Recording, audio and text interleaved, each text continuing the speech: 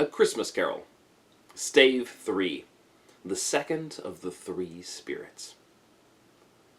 Awakening in the middle of a prodigiously tough snore, and sitting up in bed to get his thoughts together, Scrooge had no occasion to be told that the bell was again upon the stroke of 1. He felt that he was restored to consciousness in the right nick of time, for the especial purpose of holding a conference with the second messenger, dispatched to him through Jacob Marley's intervention. But finding that he turned uncomfortably cold when he began to wonder which of his curtains this new spectre would draw back, he put them aside, every one, with his own hands, and lying down again, established a sharp lookout all round the bed. For he wished to challenge the spirit on the moment of its appearance, and did not wish to be taken by surprise and made nervous. Gentlemen of the free and easy sort, who plume themselves on being acquainted with a move or two, and being usually equal to the time of day, express the wide range of their capacity for adventure by observing that they are good for anything from pitch and toss to manslaughter, between which opposite extremes, no doubt, there lies a tolerably wide and comprehensive range of subjects. Without venturing for Scrooge quite as hardly as this, I don't mind calling on you to believe that he was ready for a good broad field of strange appearances, and that nothing between a baby and a rhinoceros would have astonished him very much. Now, being prepared for almost anything, he was not by any means prepared for nothing, and consequently, when the bell struck 1, and no shape appeared, he was taken with a violent fit of trembling. 5 minutes, 10 minutes, a quarter of an hour went by, yet nothing came. All this time he lay upon his bed, the very core and center of a blaze of ruddy light, which streamed upon it when the clock proclaimed the hour, and which, being only light, was more alarming than a dozen ghosts, as he was powerless to make out what it meant, or would be at, and was sometimes apprehensive that he might be at the very moment an interesting case of spontaneous combustion, without having the consolation of knowing it. At last, however, he began to think, as you or I would have thought at first, for it is always the person not in the predicament who knows what ought to have been done in it, and would unquestionably have done it too. At last, I say, he began to think that the source and secret of this ghostly light might be in the adjoining room, from whence, on further tracing it, it seemed to shine. This idea taking full possession of his mind, he got up softly and shuffled in his slippers to the door. The moment Scrooge's hand was on the lock, a strange voice called him by his name and bade him enter. He obeyed. It was his own room, there was no doubt about that, but it had undergone a surprising transformation. The walls and ceiling were so hung with living green that it looked a perfect grove, from every part of which bright gleaming berries glistened.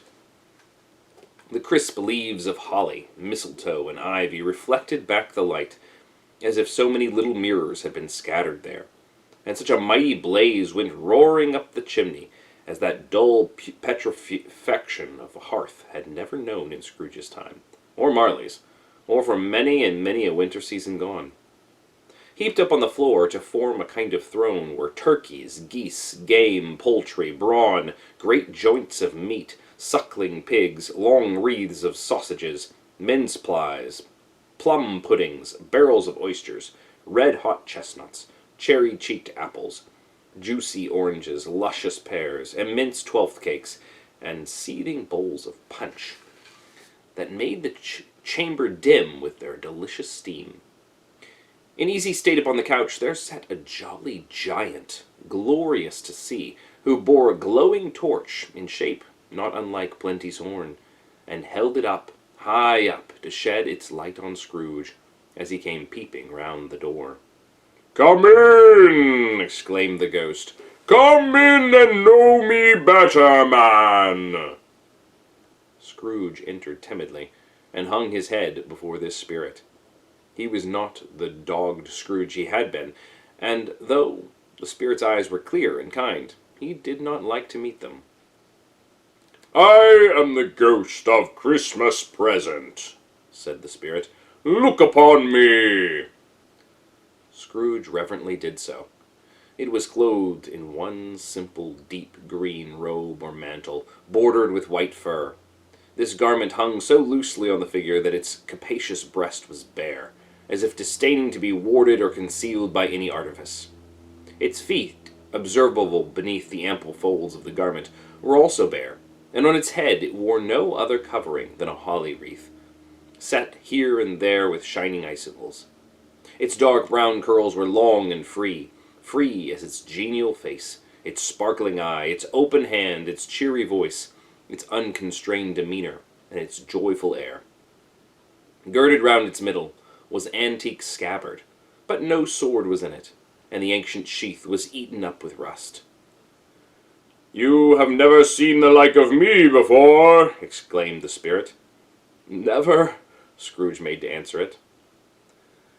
"Have never walked forth with the younger members of my family, meaning, for I am very young, my elder brothers born in these latter years?" pursued the phantom.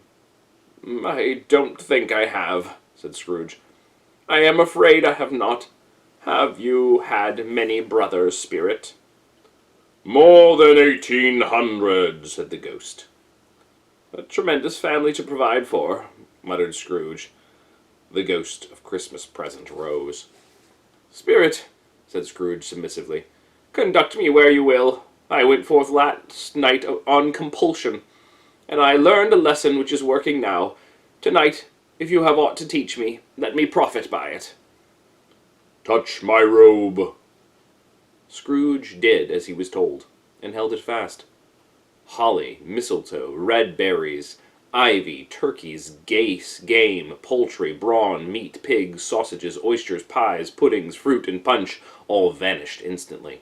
So did the room, the fire, the ruddy glow, the hour of night, and they stood in the city streets on Christmas morning, where, for the weather was severe, the people made a rough but brisk and not unpleasant kind of music, in scraping the snow from the pavement in front of their dwellings, and from the tops of their houses, whence it was a mad delight to the boys to see if it come plumbing down into the road below, and splitting into artificial little snowstorms. The house fronts looked black enough, and the windows blacker, contrasting with the smooth white sheet of snow upon the roofs, and with the dirtier snow upon the ground, which last deposit had been ploughed up by deep furrows by the heavy wheels of carts and wagons, furrows that crossed and recrossed each other for hundreds of times, where the great streets branched off, and made intricate channels, hard to trace in the thick yellow mud and icy water.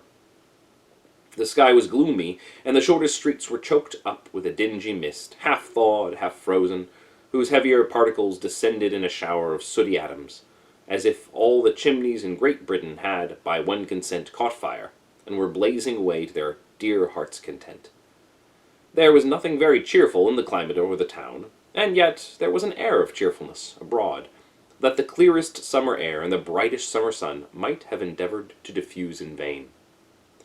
For the people who were shoveling away on the housetops were jovial and full of glee, calling out to one another from the parapets, and now and then exchanging a facetious snowball, better-natured missile far than many a wordy jest, laughing heartily if it went right, and not less heartily if it went wrong.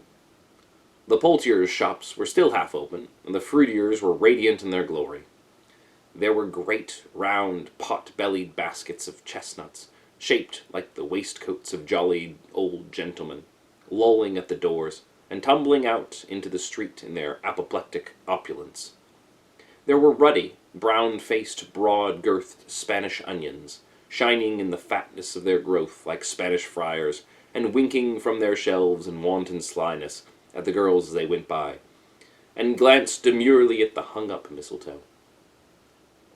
There were pears and apples, clustered high in blooming pyramids. There were bunches of grapes made, in the shopkeeper's benevolence, to dangle from conspicuous hooks that people's mouths might water gratis as they passed. There were piles of filberts, mossy and brown, recalling in their fragrance ancient walks among the woods, and pleasant shufflings ankle-deep through the withered leaves. There were Norfolk biffins, squab and swarthy, setting off the yellow of the oranges and lemons, and in the great compactness of their juicy persons, urgently entreating and beseeching to be carried home in paper bags and eaten for dinner. The very gold and silver fish, set forth among these choice fruits in a bowl, though members of a dull and stangent brooded race, appeared to know that there was something going on, and to a fish went gasping round and round their little world in slow and passionless excitement. The grocers, oh, the grocers, nearly closed, with perhaps 2 shutters down, or 1, but through those gaps such glimpses! It was not alone that the scales descending on the counter made a merry sound, or that the twine and roller parted company so briskly, or that the canisters were rattled up and down like juggling tricks, or even that the blended scents of tea and coffee were so grateful to the nose, or even that the raisins were so plentiful and rare, the almonds so extremely white, the sticks of cinnamon so long and straight, the other spices so delicious, the candied fruits so caked and spotted with molten sugar as to make the coldest lookers-on feel faint and subsequently bilious. Nor was it that the figs were moist and pulpy, or that the French plums blushed in the modest tartness from their highly decorated boxes, or that everything was good to eat and in its Christmas dress, but the customers were all so hurried and so eager in the hopeful promise of the day, that they tumbled up against each other at the door, crashing their wicker baskets wildly, and left their purchases upon the counter, and came running back to fetch them, and committed hundreds of the like mistakes, in the best humour possible, while the grocer and his people were so frank and fresh that the polished hearts with which they fastened their aprons behind might have been their own, worn outside for general inspection, and for Christmas dolls to peck at, if they chose. But soon the steeples called good people all to church and chapel, and away they came, flocking through the streets in their best clothes and with their gayest faces. And at the same time there emerged from scores of by-streets, lanes, and nameless turnings innumerable people, carrying their dinners to the bakers' shops. The sight of these poor revellers appeared to interest the spirit very much, for he stood with Scrooge beside him in the baker's doorway, and taking off the covers of their bearers as passed, sprinkled incense in the diners from the torch. And it was a very uncommon kind of torch, for once or twice, when there were angry words between some dinner-carriers who had jostled each other, he shed a few drops of water on them from it, and their good humour was restored directly. For they said it was a shame to quarrel upon Christmas Day. And so it was. God love it, so it was. In time the bells ceased, and the bakers were shut up. And yet there was a genial foreshadowing of all these dinners and the progress of their cooking, and the thawed blotch of wet above each baker's oven, where the pavement smoked as if its stones were cooking too. "Is there a peculiar flavour in what you sprinkle from your torch?" asked Scrooge. "There is my own." "Would it apply to any kind of dinner on this day?" asked Scrooge. "To any kindly given, to a poor one most." "Why to a poor one most?" asked Scrooge. "Because it needs it most." "Spirit," said Scrooge, after a moment's thought, "I wonder you, of all the beings in the many worlds about us, should desire to cramp these people's opportunities of innocent enjoyment." "I?" cried the spirit. "You would deprive them of their means of dining every 7th day, often the only day on which they can be said to dine at all," said Scrooge, "wouldn't you?" "I?" cried the spirit. "You seek to close those places on the 7th day," said Scrooge, "and it comes to the same thing." "I seek!" exclaimed the spirit. "Forgive me if I am wrong. It has been done in your name, or at least in that of your family," said Scrooge. "There are some upon this earth of yours," returned the spirit, "who lay claim to know us, and who do their deeds of passion, pride, ill will, hatred, envy, bigotry, and selfishness in our name, who are as strange to us and all our kith and kin as if they had never lived. Remember that, and charge their doings on themselves, not us." Scrooge promised that he would, and they went on, invisible, as they had been before, into the suburbs of the town. It was a remarkable quality of the ghost, which Scrooge had observed at the baker's, that, notwithstanding his gigantic size, he he could accommodate himself to any place with ease, and that he stood beneath the low roof quite as gracefully and like a supernatural creature as it was possible he could have done in any lofty hall. And perhaps it was the pleasure the good spirit had in showing off this power of his, or else it was his own kind, generous, hearty nature, and his sympathy with all poor men, that led him straight to Scrooge's clerks. For there he went, and took Scrooge with him, holding to his robe, and on the threshold of the door the spirit smiled and stopped to bless Bob Cratchit's dwelling with the sprinklings of his torch. Think of that! Bob had but 15 bob a week himself. He pocketed on Saturdays but 15 copies of his Christian name, and yet the ghost of Christmas present blessed his 4-room house.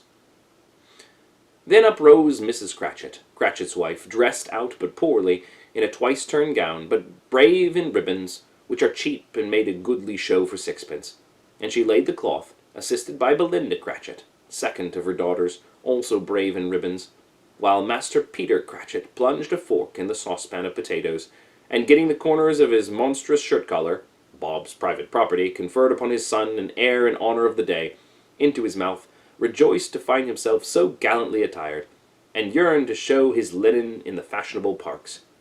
And now 2 smaller Cratchits, boy and girl, came tearing in, screaming that outside the baker's they had smelled the goose, and known it for their own, and basking in luxurious thoughts of sage and onion, these young Cratchits danced about the table, and exalted Master Peter Cratchit to the skies, while he, not proud, though his collars nearly choked him, blew the fire, until the slow potatoes, bubbling up, knocked loudly at the saucepan lid, to be let out and peeled. "What has ever got your precious father, then?" said Mrs. Cratchit. "And your brother, Tiny Tim, and Martha weren't this late last Christmas by a half-hour." "Here's Martha, mother," said a girl, appearing as she spoke. "Here's Martha, mother!" cried the 2 young Cratchits. "Hurrah! There's such a goose, Martha!" "Why, bless your heart alive, my dear, how late you are," said Mrs. Cratchit, kissing her a dozen times, and taking off her shawl and bonnet for her with officious zeal. "We've a deal of work to finish up last night," replied the girl, "and had to clear away this morning, mother." "Well, never mind so long as you come," said Mrs. Cratchit. "Sit ye down before the fire, my dear, and have a warm, Lord bless ye." "No, no, there's father coming," cried the 2 young Cratchits, who were everywhere at once. "Hide, Martha, hide!" So Martha hid herself, and in came little Bob, the father, with at least 3 feet of comforter, exclusive of the fringe, hanging down before him, and his threadbare clothes darned up and brushed, to look seasonable, and Tiny Tim upon his shoulder. Alas, for Tiny Tim, he bore a little crutch, and had his limbs supported by an iron frame. "Why, where's our Martha?" cried Bob Cratchit, looking round. "Not coming," said Mrs. Cratchit. "Not coming?" said Bob, with a sudden declension of his high spirits, for he had been Tim's blood horse all the way from church, and had come rampant. "Not coming upon Christmas Day?" Martha did not like to see him disappointed, if it were only for a joke, so she came out prematurely from behind the closet door, and ran into his arms, while the 2 young Cratchits hustled Tiny Tim, and bore him off into the wash-house, that he might hear the pudding singing in the copper. "And how did little Tim behave?" asked Mrs. Cratchit, when she had rallied Bob on his credulity, and Bob had hugged his daughter to his heart's content. "As good as gold," said Bob, "and better. Somehow he gets thoughtful, sitting by himself so much, and thinks the strangest things you ever heard. He told me, coming home, that he hoped the people saw him in church, because he was a cripple, and it might be pleasant to them to remember upon Christmas Day who made the lame beggars walk and blind men see." Bob's voice was tremulous when he told them this, and trembled more when he said that Tiny Tim was growing strong and hearty. His active little crutch was heard upon the floor, and back came Tiny Tim before another word was spoken, escorted by his brother and sister to a stool beside the fire. And while Bob, turned up in his cuffs, as if, poor fellow, they were capable of being made more shabby, compounded some hot mixture in a jug with gin and lemons, and stirred it round and put it on the hob to simmer, Master Peter and the 2 ubiquitous young Cratchits went to fetch the goose, with which they soon returned in high procession. Such a bustle ensued that you might have thought the goose was the rarest of all birds, a feathered phenomenon, to which a black swan was a matter of course, and in truth it was something very like it in that house. Mrs. Cratchit made the gravy, ready beforehand in a little saucepan, hissing hot. Master Peter mashed the potatoes with incredible vigor. Miss Belinda sweetened up the applesauce. Martha dusted the hot plates. Bob took Tiny Tim beside him in a tiny corner at the table. The two young Cratchits set chairs for everybody, not forgetting themselves, and mounting guard upon their post, crammed spoons into their mouths, lest they should shriek for goose before their turn came to be helped. At last, the dishes were set on, and grace was said. It was succeeded by a breathless pause, as Mrs. Cratchit, looking slowly all along the carving knife, prepared to plunge it in the breast. But when she did, and when the long-expected gush of stuffing issued forth, one murmur of delight arose all round the board, and even Tiny Tim, excited by the two young Cratchits, beat on the table with the handle of his knife, and feebly cried, "Hurrah!" There never was such a goose. Bob said he didn't believe there ever was such a goose cooked. Its tenderness and flavor, size and cheapness were the themes of universal admiration. Eked out by applesauce and mashed potatoes, it was a sufficient dinner for the whole family. Indeed, as Mrs. Cratchit said with great delight, surveying one small atom of a bone upon the dish, that they hadn't ate it all at last. Yet everyone had had enough, and the youngest Cratchits, in particular, were steeped in sage and onions to the eyebrows. But now, the plates being changed by Miss Belinda, Mrs. Cratchit left the room alone, too nervous to bear witness, to take the pudding up and bring it in. Suppose it should not be done enough, suppose it should break in turning out, suppose somebody should have got over the wall of the backyard and stolen it while they were merry with the goose, a supposition at which the two young Cratchits became livid. All sorts of horrors were supposed. Hullo! A great deal of steam. The pudding was out of the copper. A smell like a washing day. That was the cloth. A smell like an eating house and a pastry cook's next door to each other, with the laundress next door to that. That was the pudding. In half a minute Mrs. Cratchit entered, flushed but smiling proudly, with the pudding like a speckled cannonball, so hard and firm, blazing in half a quartern of ignited brandy, and bedight with Christmas holly stuck into the top. Oh, what a wonderful pudding! Bob Cratchit said, and calmly too, that he regarded it as the greatest success achieved by Mrs. Cratchit since their marriage. Mrs. Cratchit said that, now the weight was off her mind, she would confess she had her doubts about the quantity of flour. Everybody had said something about it, but nobody said or thought that it was at all a small pudding for a large family. It would have been a flat heresy to do so. Any Cratchit would have blushed to hint at such a thing. At last, the dinner was all done.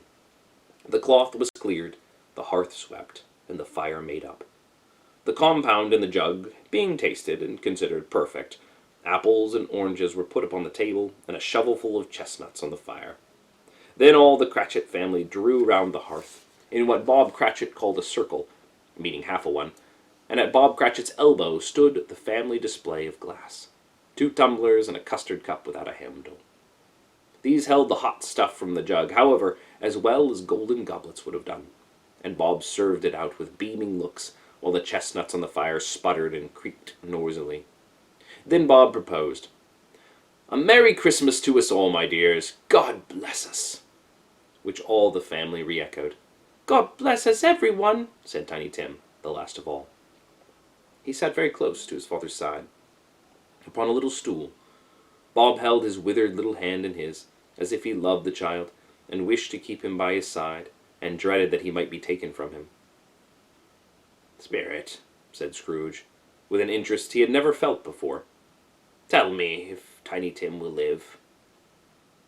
"I see a vacant seat," replied the ghost, "in the poor chimney corner, with a crutch without an owner, carefully preserved.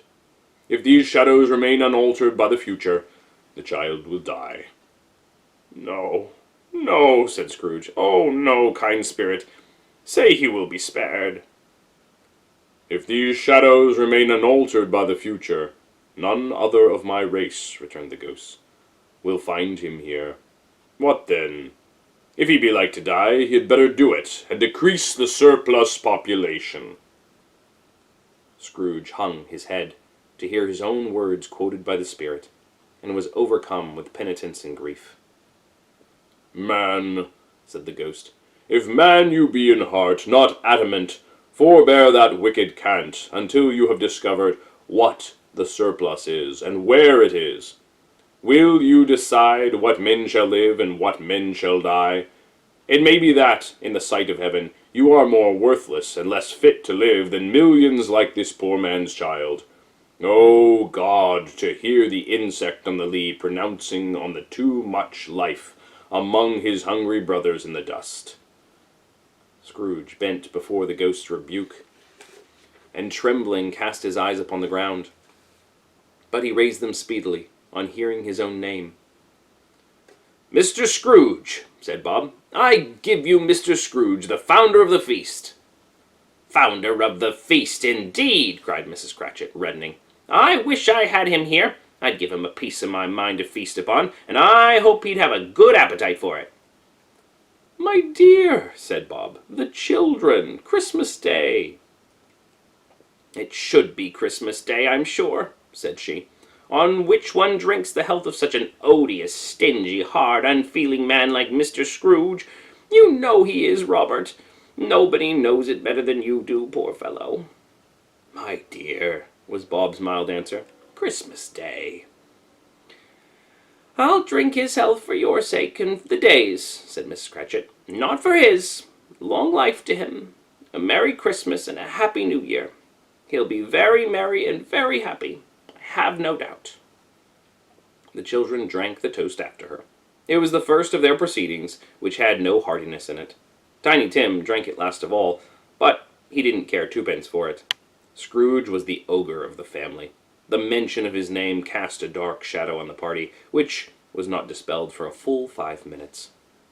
After it had passed away, they were 10 times merrier than before, from the mere relief of Scrooge the Baleful being done with. Bob Cratchit told them how he had a situation in his eye from Master Peter, which would bring in, if obtained, full 5 and 6 weekly. The 2 young Cratchits laughed tremendously at the idea of Peter's being a man of business, and Peter himself looked thoughtfully at the fire from between the collars, as if he were deliberating what particular investments he should favor when he came into the receipt of that bewildering income. Martha, who was a poor apprentice at a milliner's, then told them what kind of work she had to do, and how many hours she worked at a stretch, and how she meant to lie abed tomorrow morning for a good long rest, tomorrow being a holiday she passed at home, and how she had seen Countess and a lord some days before, and how the lord was much about as tall as Peter, at which Peter pulled up his collar so high that you couldn't have seen his head if you had been there.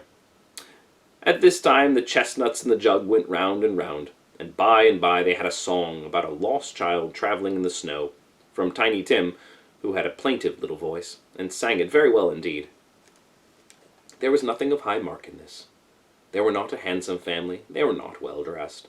Their shoes were far from being waterproof, their clothes were scanty, and Peter might have known, and very likely did, the inside of a pawnbroker's. But they were happy, grateful, pleased with one another, and contented with the time. And when they faded, they looked happier yet in the bright sprinklings of the spirit's torch at parting.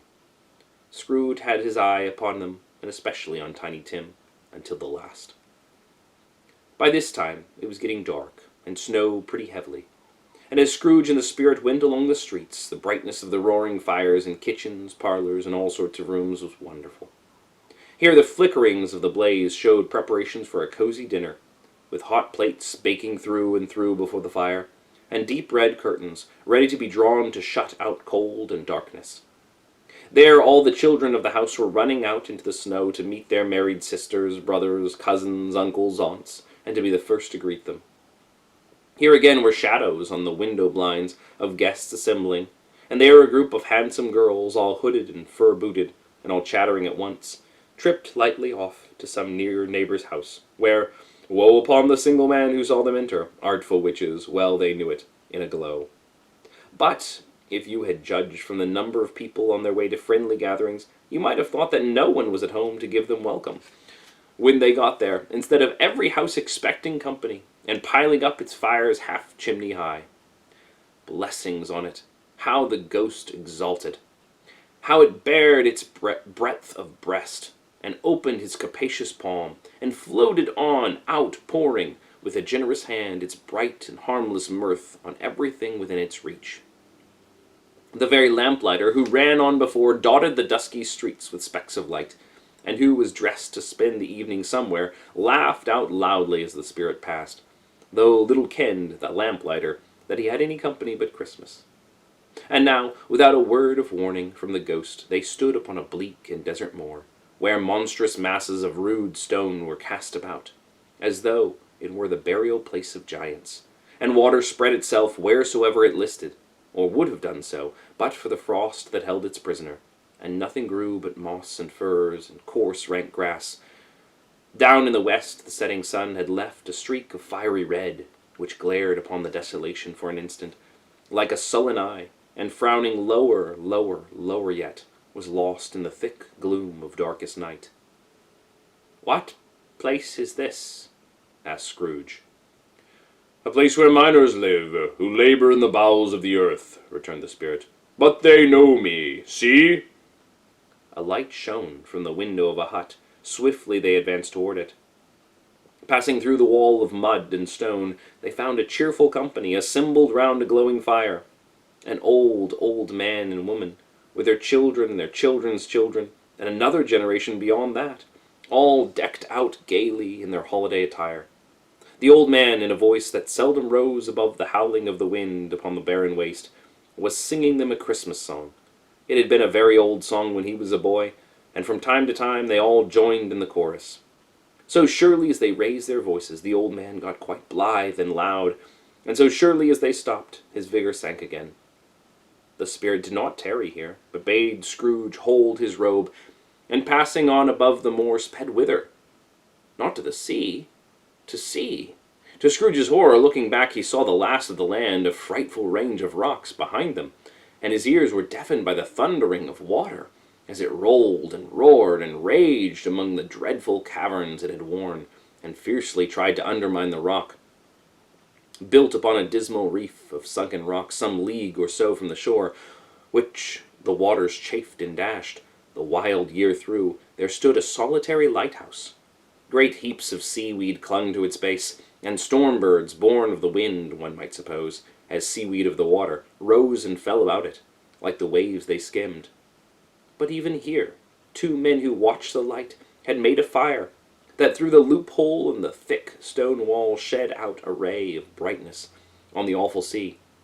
Joining their horny hands over the rough table at which they sat, they wished each other Merry Christmas in their can of grog, and one of them, the elder too, with his face all damaged and scarred with hard weather, as a figurehead of an old ship might be, struck up a sturdy song that was like a gale in itself. Again the ghost sped on, above the black and heaving sea, on, until, being far away, he told Scrooge, from any shore they lighted on a ship. They stood beside the helmsman at the wheel, the lookout in the bow, the officers who had the watch, dark ghostly figures in their several stations, but every man among them hummed a Christmas tune, or had a Christmas thought, or spoke below his breath to his companion of some bygone Christmas day, with homeward hopes belonging to it. And every man on board, waking or sleeping, good or bad, had had a kinder word for one another on that day than on any day in the year, and had shared to some extent in its festivities, and had remembered those he cared for at a distance, and had known that they delighted to remember him. There was a great surprise to Scrooge, while listening to the moaning of the wind, and thinking what a solemn thing it was to move on through the lonely darkness, over an unknown abyss, whose depths were secret and profound as death. It was a great surprise to Scrooge, while thus engaged, to hear a hearty laugh.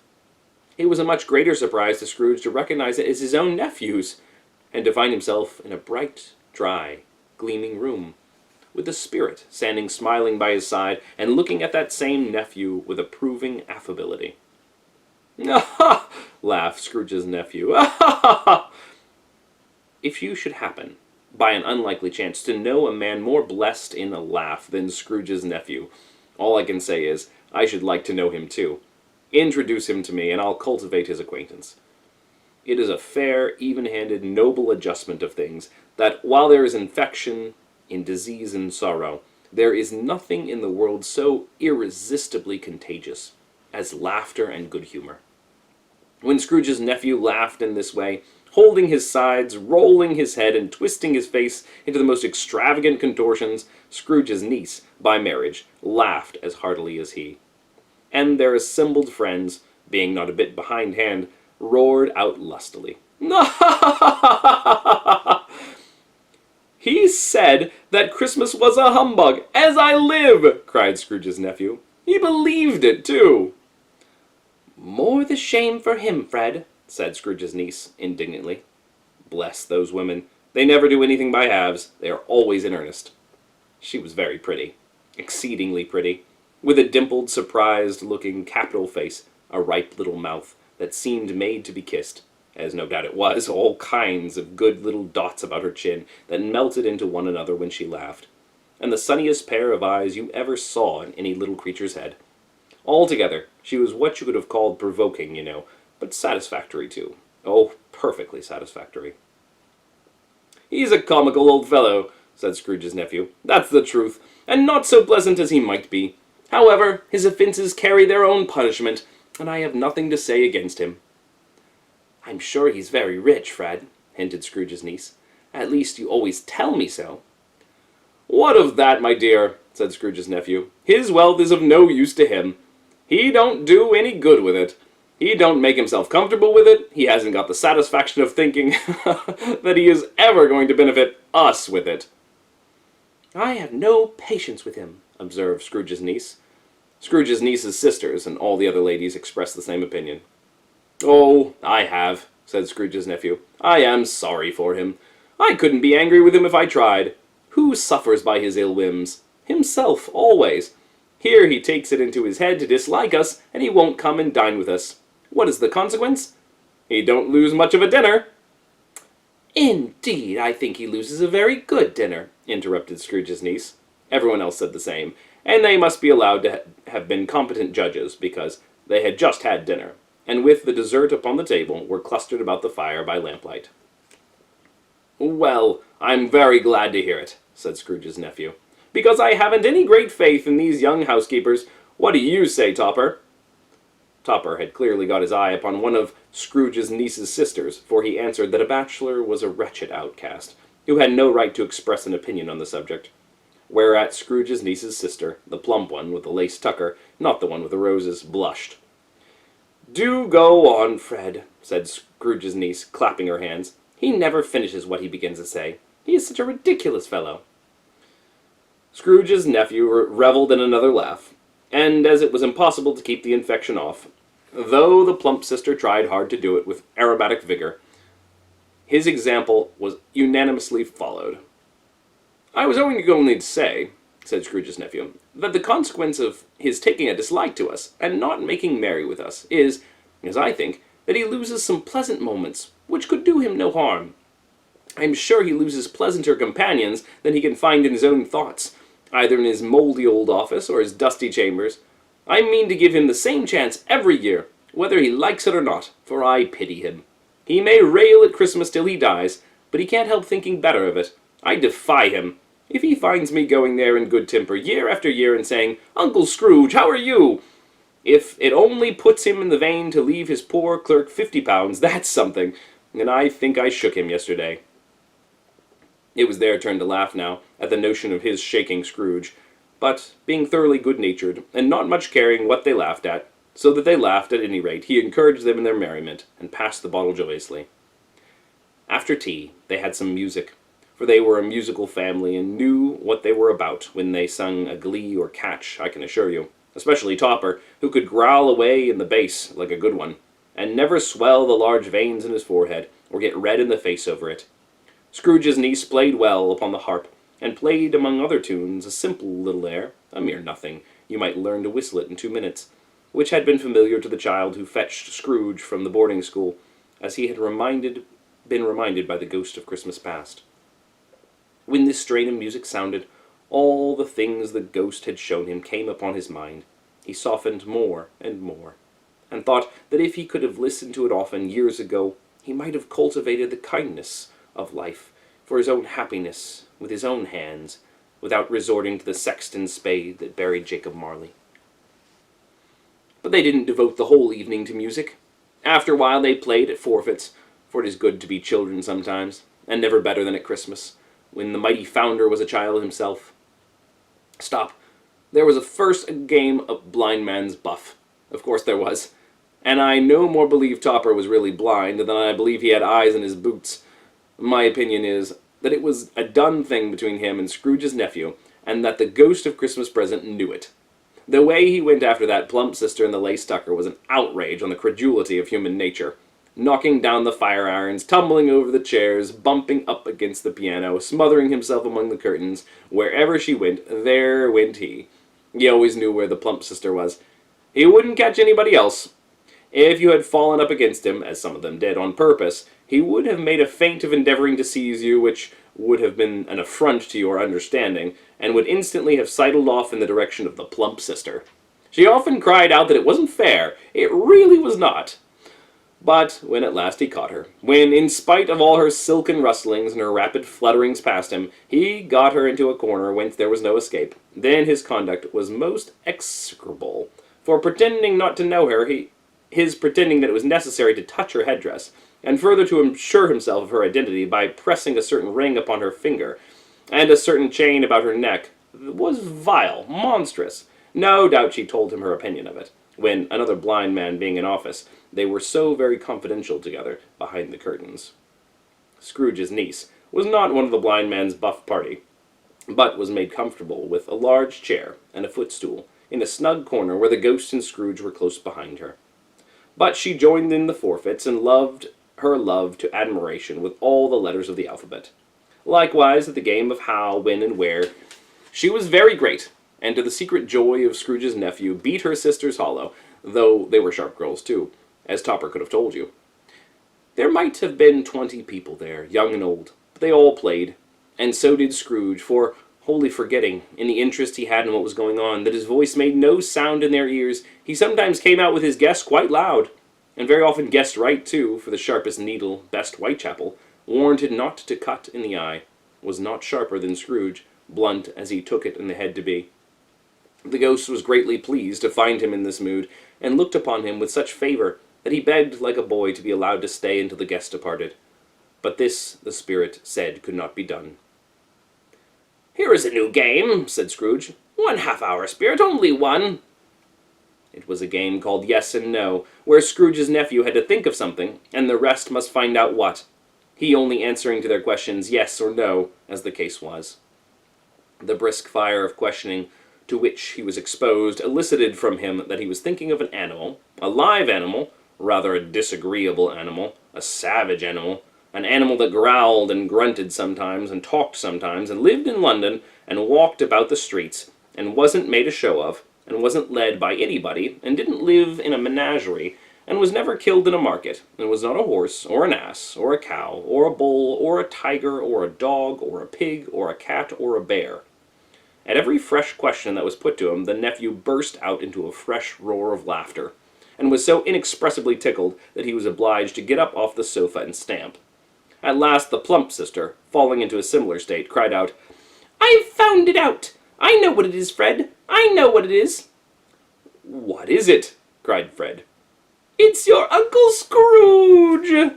Which it certainly was. Admiration was the universal sentiment, though some objected that the reply is it a bear, ought to have been yes, inasmuch as an answer in the negative was sufficient to have diverted their thoughts from Mr. Scrooge, supposing that they had ever had any tendency that way.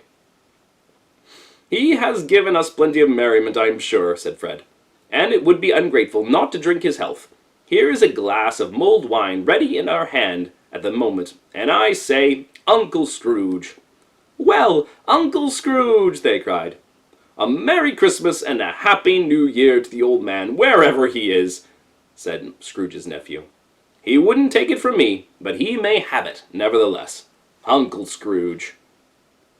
Uncle Scrooge had imperceptibly become so gay and light of heart that he would have pledged the unconscious company in return, and thanked them in an inaudible speech if the ghost had given him time. But the whole scene passed off in the breath of the last words spoken by his nephew. and he and the spirit were again upon their travels. Much they saw, and far they went, and many homes they visited, but always with a happy end. The spirit stood beside sick beds, and they were cheerful.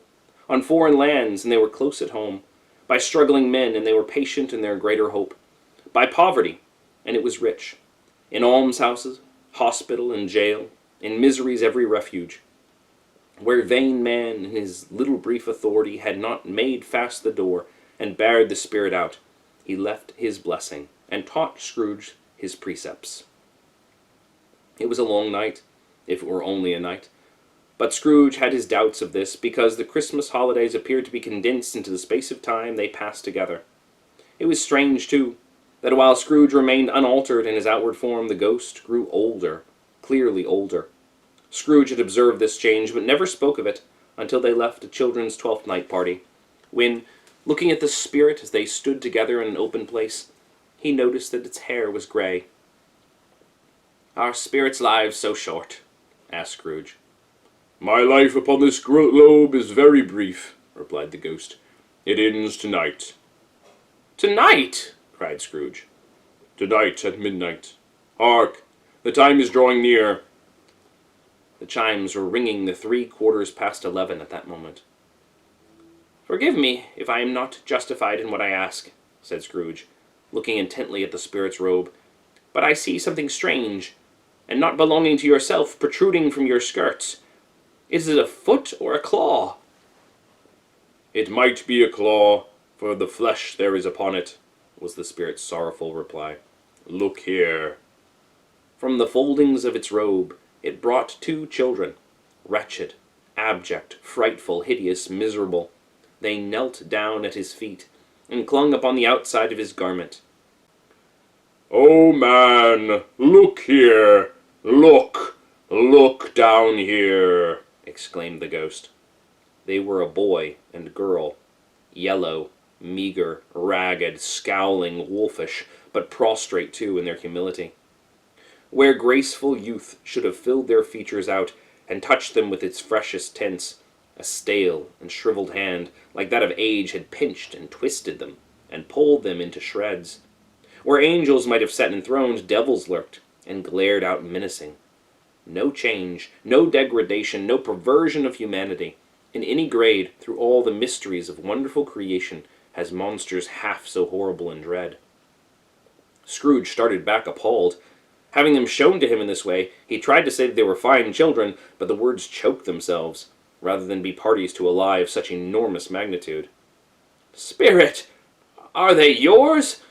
Scrooge could say no more. "They are man's," said the spirit, looking down upon them, "and they cling to me, appealing from their fathers. This boy is ignorance, this girl is want. Beware of them both, and all of their degree.